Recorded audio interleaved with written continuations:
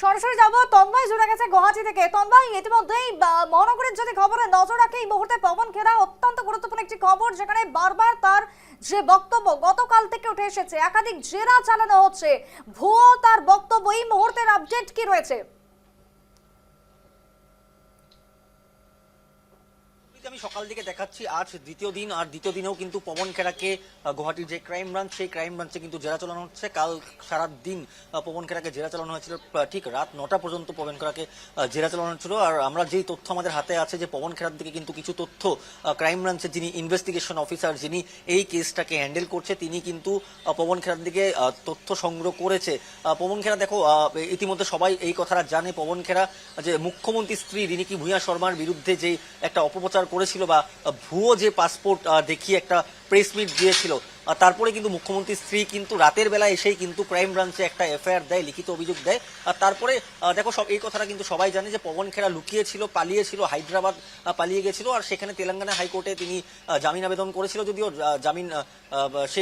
জামিন মঞ্জুর করেনি তেলেঙ্গানা আদালতে। তারপরে কিন্তু সুপ্রিম কোর্টের দ্বারস্থ হয়েছিল, সেখান থেকে কিন্তু একটা নন বেলেবল সেকশনের যেই জামিন, সেই জামিন কিন্তু পবন খেরা পেয়েছে। দেখো, এই মুহূর্তে কিন্তু আমি যে তথ্যটা আপডেটটা আমি দিতে চাই যে এই এখন কিছুক্ষণ আগেই গুয়াহাটির যে যিনি পুলিশ কমিশনার পার্থসারথী মহন্ত, তিনি কিন্তু এই ক্রাইম ব্রাঞ্চের এসে উপস্থিত হয়েছে। আর এখন কিন্তু গুয়াহাটির পুলিশ কমিশনারও কিন্তু পবন খেরাকে জেরা করবে। সকাল দিকে যে ক্রাইম ব্রাঞ্চের যিনি ইনভেস্টিগেশন অফিসার আয়ও ছিলেন, তিনি কিন্তু জেরা করছেন, বা ক্রাইম ব্রাঞ্চের যিনি DCP deputy commissioner of police, তিনি কিন্তু সকাল দিকে জেরা করছেন। সেই দুজন জেরা করছেন পবন খেরাকে। কিন্তু এই মুহূর্তে সবচেয়ে বড় খবরটা হলো যে গুয়াহাটি ক্রাইম ব্রাঞ্চের যে থানা, সেই থানায় কিন্তু গুয়াহাটির পুলিশ কমিশনার তিনি এসে উপস্থিত হয়েছেন। তিনি এখন জেরা চলাবেন পবন খেরাকে। আর দেখো, আমাদের হাতে যে তথ্য আছে, পবন খেরাকে আমরা যখন সকালবেলা আমরা জিজ্ঞেস করেছিলাম, যখন তিনি এখানে প্রবেশ করতেছিল, আমরা জিজ্ঞেস করেছিলাম, পবন খেরা বলেছিল যে আমি পুলিশকে কোঅপারেট করব, আমি ক্রাইম ব্রাঞ্চকে কোঅপারেট করব, আমি সহযোগ করব, সেই কথাটা পবন খেরা বলেছিলেন। তারপরেও দেখো, অনেকজন এখানে বলছে যে একজন অভিযুক্ত তিনি কিন্তু সবসময় একজন অভিযুক্ত এইভাবেই কথা বলে। যদি কেউ চুরি করে, চোর কোনোদিন বলে না যে আমি চুরি করেছি বলি, বা কোনো অপরাধ করে সে বলে না কিন্তু আমি অপরাধ করেছি বলে। সবচেয়ে বড় কথা যে পবন খেরা সেই ভুয়ো যে তথ্যগুলো বা দিয়েছিল, যে পাসপোর্ট, 3টে রাষ্ট্রের পাসপোর্ট আছে, বা মুখ্যমন্ত্রীর স্ত্রীর যে সম্পত্তির কথা বলছিল, সেই তথ্যগুলো পবন খেরাকে কে দিয়েছিল। সবচেয়ে বড় কথা, আমি সকালবেলাও এই কথাটা বলেছি, এই যে প্রশ্নটা নিয়ে যে মারাথন যে জেরা, সেই জেরা চালানো হচ্ছে। দেখো সুপ্রীতি, হয়তো আজ বেশি টাইম লাগবে না, পবন খেরাকে হয়তো আজও যেতে দিবে। আর যা সূত্রের খবর পাচ্ছি, হয়তো পবন খেরাকে আরো একটা দিন ইন্টারোগেশনের জন্য ডাকতে পারে। আর দেখো, সকাল ঠিক 9:30টার সময় পবন খেরা গুয়াহাটির ক্রাইম ব্রাঞ্চে তিনি এসে উপস্থিত হয়েছিলেন। কিন্তু এখন দেখো প্রায় 3:10, এখনো পর্যন্ত কিন্তু পবন খেরার যেই জেরা, যে ইন্টারোগেশন, সেটা কিন্তু এখনো চলছে। আর এখন কিছুক্ষণ আগেই দেখো, প্রায় 10 মিনিট আগে এখানে গুয়াহাটির পুলিশ কমিশনার এসে উপস্থিত হয়েছেন। এখন তিনি পবন খেরাকে জেরা করবেন, পবন খেরার দিকে তথ্য সংগ্রহ করার চেষ্টা করবেন।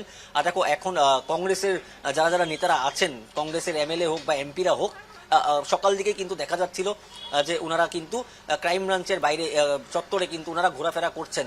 আর আমাদের সঙ্গে অনেকজন আমরাও কথা বলার চেষ্টা করেছি, ওনাদের সঙ্গে আমরাও কথা বলার চেষ্টা করেছি। এখন পবন খেরার জন্য দেখো বিপদ, যদিও সুপ্রিম কোর্টের দিকে জামিন লাভ করেছে, অ্যান্টিসিপেটরি বেল তিনি লাভ করেছে, কিন্তু তারপরেও যে কেসটা ক্রাইম ব্রাঞ্চে দেওয়া হয়েছিল, সেই ক্রাইম ব্রাঞ্চের সামন জারি করার পর পবন খেরা কিন্তু গুয়াহাটিতে উপস্থিত হতে হয়েছে। আর টানা 2 দিন কিন্তু পবন খেরাকে জেরা চালানো হচ্ছে।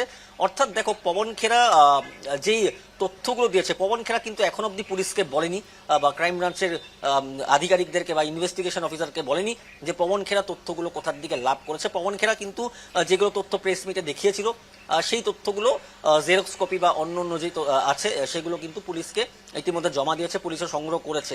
কিন্তু সবচেয়ে বড় কথা, দেখো, পবন খেরা আসামের যদি না হয়, পবন খেরা থাকে অন্য একটা জায়গায়, তাহলে আসামের তথ্য পবন খেরা কিভাবে পাবে? হয়তো কোনো না কেউ অসম কংগ্রেসের দিকে পবন খেরাকে সেই তথ্যগুলো দিয়েছে।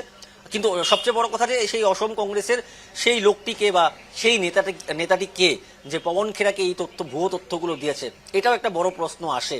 শুধুমাত্র পবন খেরার দিকে দেখলে হবে না, পবন খেরাকে কিন্তু যদি বিপথে পরিচালিত করছে, তাহলে কিন্তু অসম প্রদেশের কিন্তু কংগ্রেসের কিন্তু কয়েকজন হয়তো জড়িত থাকতে পারে। এই কথাগুলো এখন প্রশ্ন উঠছে। আর এই কথাগুলোই কিন্তু ক্রাইম ব্রাঞ্চের আধিকারিকরা ওনারা কিন্তু সব কিছু দেখছে, তাই কিন্তু একটু সময় লাগছে। কাল দেখো, কাল 9:30টার সময় 9টার সময় ঢুকেছিল পবন খেরা কাল ক্রাইম ব্রাঞ্চে, কিন্তু রাত প্রায় 9:30টার সময় পবন খেরা বের হয়েছে। অর্থাৎ দেখো প্রায় 10 ঘন্টারও অধিক, তোমার কাছাকাছি 12 ঘন্টা পবন খেরাকে জেরা চালানো হয়েছে, ইন্টারোগেশন করা আছে। আজও কিন্তু একই ছবি দেখা যাচ্ছে। দেখো বেশ, তন্ময় তুমি নজর আজও রাখো সকাল এই 9:30টার সময় ঘটনার পবন দিকে। খেরা আমরা এখানে- পরবর্তীতে আবারও তন্ময়ের কাছে যাব। পবন খেরা সম্পর্কে আরো যাবতীয় আপডেট তুলে ধরবো। তবে আজকে দ্বিতীয় দিন এবং দ্বিতীয় দিনেও ক্রাইম ব্রাঞ্চে জেরা করা হবে পবন খেরাকে। তন্ময়, ধন্যবাদ আপাতত তোমাকে। আর এই মুহূর্তে গুয়াহাটি মহানগর পুলিশ কমিশনার জেরা করবে পবন খেরাকে। যে খবর উঠে আসছে, বুধবার তাকে 10 ঘন্টা ধরে জেরা করে ক্রাইম ব্রাঞ্চ, ইতিমধ্যেই যে খবর, এবং শীঘ্রই পুলিশ দাখিল করবে মামলার চার্জশিট। এখনো পর্যন্ত চলছে ইন্টারোগেশন, যে খবর তন্ময় তুলে ধরছিল।